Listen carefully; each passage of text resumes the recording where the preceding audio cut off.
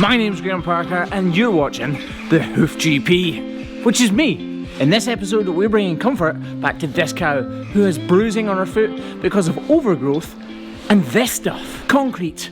We're also talking to this guy who's trying to put me out of business. This is the Hoof GP.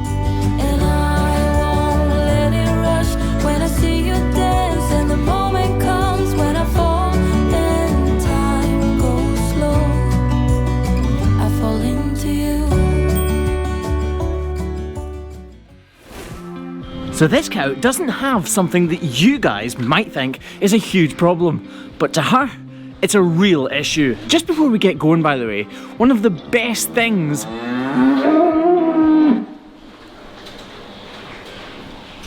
How rude. Just before we get going, by the way, one of the best things about doing YouTube and these videos is that when I stop to make a video, Craig starts to make a coffee. Look, almost every time, bang on. I never even asked her. Oh. Anyway, this maybe doesn't look hugely problematic, but like I said, to her, it is, and you're just about to see why. Medial claw, lateral claw, axial wall, abaxial wall, dorsal wall, sole, heel bulb.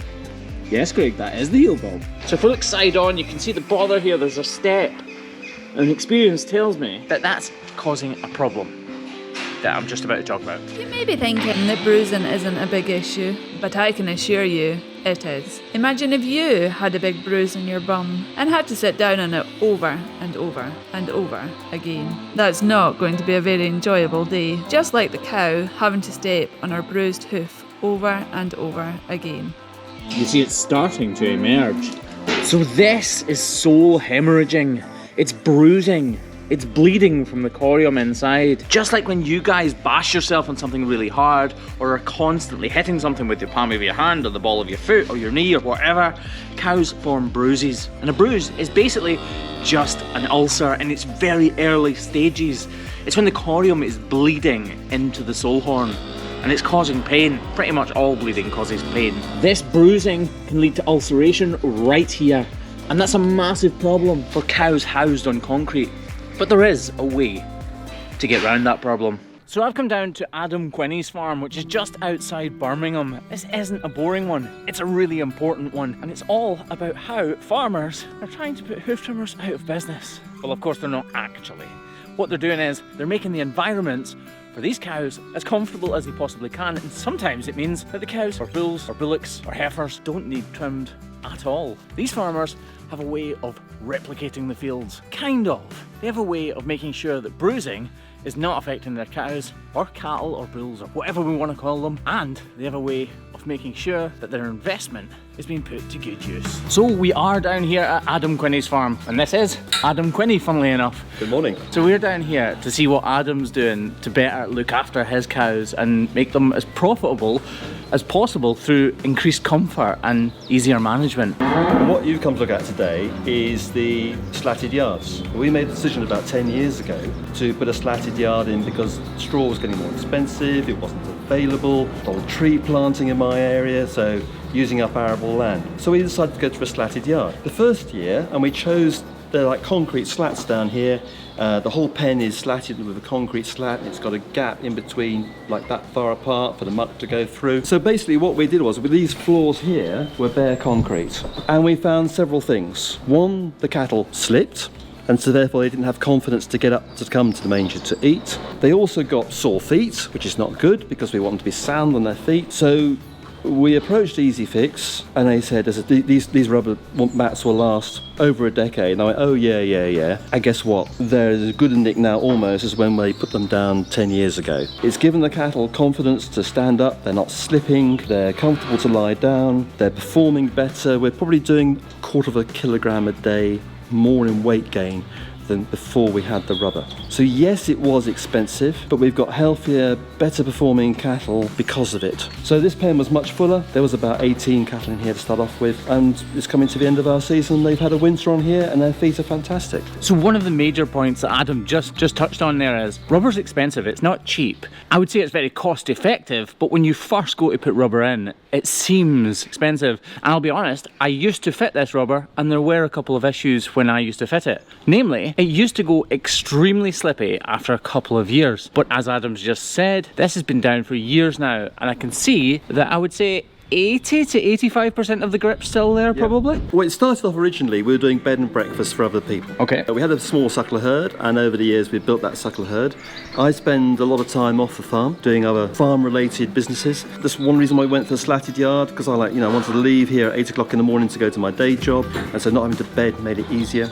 So we got a suckler herd of Angus cross Salaire cows, and the Salaires, if you don't know, are a French breed. They're particularly good for calving ease because they've got a big pelvic area. So with the Angus, we don't have to carve anything. I mean, literally in the last 3 years, I've carved one cow. That's called living the dream in the farmer's in the farmer's world. I call it Bluetooth cattle. I want it hands-free. All right? So was there a specific motivation for you to put rubber in? I mean, you've got concrete slats, so obviously the slurry of manure will go down through them. What's the point in putting rubber in? I know the point. I just want to see what Adam's motivations were. It was purely cattle welfare. But we knew better welfare improved their performance. Welfare and performance are hand in hand. You look at the roof in this building here, it's a vented roof because we wanted a well-ventilated building. In 10 years, we've only treated one animal in this building for respiratory problems. And so it's that sort of having a high health status cattle, performing well, is more profitable. But it's also, for me, it's really important that we have high welfare to the best that we can do because the cattle perform better. They're going to have more calves, more milk. They're going to grow faster. They're going to get back into calf better. All those things are really important, and they go hand in hand with profitability. So why do you have concrete walls instead of just gates? It does look a bit like a prison, I know it does, but we were doing a lot of bed and breakfast cattle, and cattle get to know their own neighbours, get to know their own peer group. And bulls, for those who don't know, they're much more aggressive, they're much more, have their own pecking order within that group. So if we were to put a strange group of bulls next door, they would say, who are these? And they would always be at the gate, they could put their head through or they could see them. They would always be going head to head, and it would take them weeks to settle down. But having a solid block wall like this, it means they couldn't see the ones next door. It means they weren't stressed by them, and so therefore they're more relaxed. Happy, relaxed cattle perform better than ones that are stressed. You know it from our own world. If you see someone who's stressed and running about a lot, they're not getting bigger. What I want these cattle to do is to be relaxed, have good fresh clean water, come up and eat ad lib their food, eat as much food as possible as they can, because I want them to eat that food, convert it and to grow, because it's more profitable, it lowers my carbon footprint, I've produced less methane per kilogram produced. All these things matter in how we produce cattle. Now a bit of an awkward question. Why not just put the cows out in the fields where it's nice and comfortable anyway? Well, in the summer we do. So we're in the springtime at the moment. This shed is virtually empty as all the younger cattle go outside. So all our cows will be outside, but this land around here is very heavy land, it's very clay. So come the winter, it goes like a muddy football pitch. So again, we'd be ruining the grass for the following summer. We'd be damaging the soil structure. We'd actually having to feed those cattle more in the winter to survive the elements. It's not because cattle don't worry about the cold, but they don't like the wet. So we can bring them in here. We can use co-products from the industry. We use lemon rind from your marmalades. We use a lot of co-products out of the food industry, so we can feed them efficiently. We've taken them off the ground. It means cattle are happy. It means we've got plenty of grass next year. If we left them outside all winter, we wouldn't have any grass the following year. And I often say to people, well, how often do you mow your lawn in the winter? Yeah. And they go, well, I don't. Well, exactly. Well, my cows need to be growing grass, and they need to have high energy rations. Adam is very clearly hugely passionate about how he looks after his cows. He's also not stupid. He's rearing fantastic cows, and he's doing it with the help of Easyfix rubber. I want you to get the best for your cows. Adam's been involved with the likes of AHGB, NFU, and all sorts of different governing bodies and on boards. He's invested in pushing forwards the standards of cattle care within the industry. He's someone who knows what he's talking about and someone who is really passionate about helping others achieve what he's managed to achieve here. There you go. Adam's a really interesting guy, isn't he? A lot to say about rubber. Which is good, because obviously they sponsor this channel, but that's not the only reason I talk about it. I want as many farmers to use as much rubber as they can in the right places to make their cows more comfortable and make our jobs even easier. Although probably easy enough, to be fair, just maybe a lightweight and want to slack off work. Anyway, let's get on, model out this foot and see if we can get her feeling much more comfortable. See all this bruising all the way up through her foot.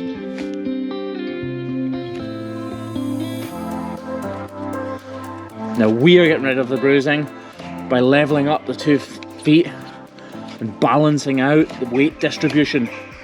We're not actually here to cut away the bruised tissue. That's just a byproduct of balancing out the feet. It's the balancing out that matters, not the removal of the tissue, because there's nothing wrong with it, it's just discoloured. Code brown.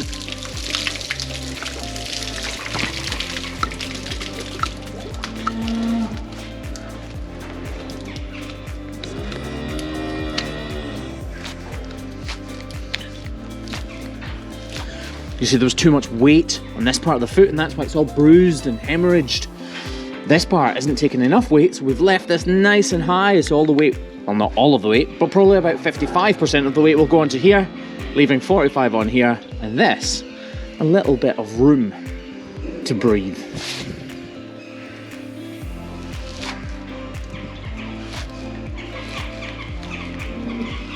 Look at that. Beautiful. You see it's lower on the left hand side than it is on the right? That's where we get the weight relief, or the relief from stress on that part of the sole. And that's how a hoof trimmer would overcome bruising on these cows. You can use hoof trimmers, but you can also help to minimise the impact of concrete on the cows on your farm by using rubber in the right places. Anyway, this seems like one massive long advert, doesn't it? And it kind of is. But even if I wasn't sponsored by them and wasn't asked to make a video for them, I would still be doing content like this, because this is how you improve the environments for cows just like this one, and how you can make your herd of cows run even more smoothly. Guys, this has been the Hoof GP. If you've made it all the way to the end, thank you very much for watching. I'll catch you in the next one. Ciao for now!